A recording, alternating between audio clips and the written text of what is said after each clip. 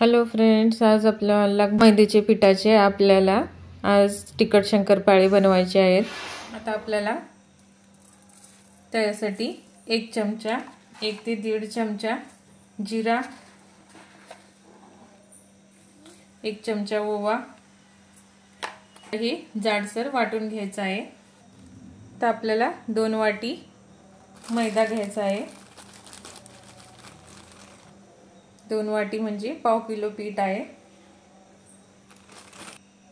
2 वाटी मैदा घेतलेला आहे, पाव वाटी रवा घेतलेला आहे। आता आपल्याला ह्याच्यामध्ये जिरा ओवा वाटलेलं घ्यायचं आहे। तर आपल्याला ह्याच्यामध्ये चवीनुसार मीठ,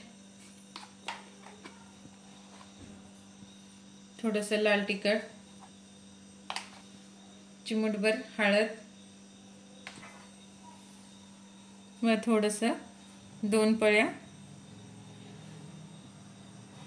तेल घालायचं आहे।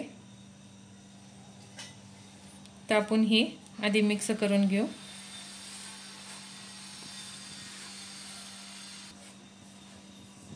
मग मिक्स करून घेतलेलं आहे। आता आपल्याला घट्टसर पीठ मळून घ्यायचं आहे।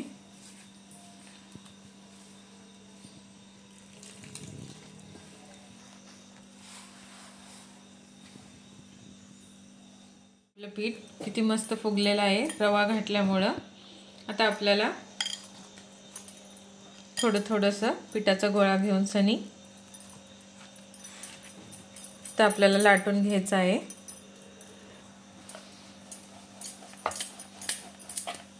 बघा मी पापड करायचं बेलन घेतलेलं आहे, म्हणजे आपले शंकरपाळे फुगत नाहीत।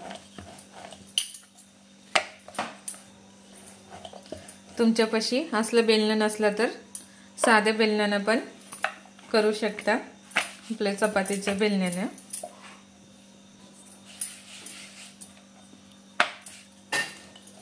चांगलं पातळ लाटून घ्यायचं आहे आपल्याला।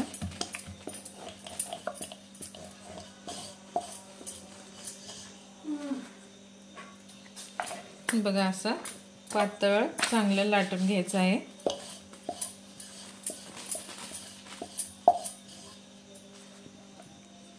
बघा आता आपल्याला कटिंग करून घ्यायचं आहे। छोटे मोठे तुमच्या हिशोबाने कट करू शकता।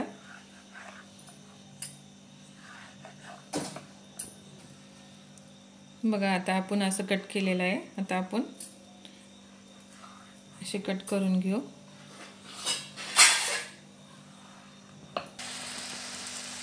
बघा आता आपलं तेल तापलेलं आहे। आता आपण असं घालून घेऊ।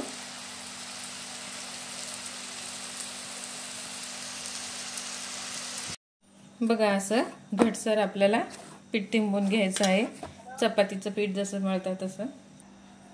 आता आपल्याला ही 5 मिनिटं असं झाकून ठेवायचं आहे। बघा असं चांगलं लालसर तळून घ्यायचं आहे। आता आपण ह्याला काढून घेऊ। बघा आपले तिखट शंकरपाळे तयार झालेले आहेत। माझी रेसिपी आवडल्यास लाईक करा, सबस्क्राईब करा, कमेंट करून सांगा की कशी वाटते।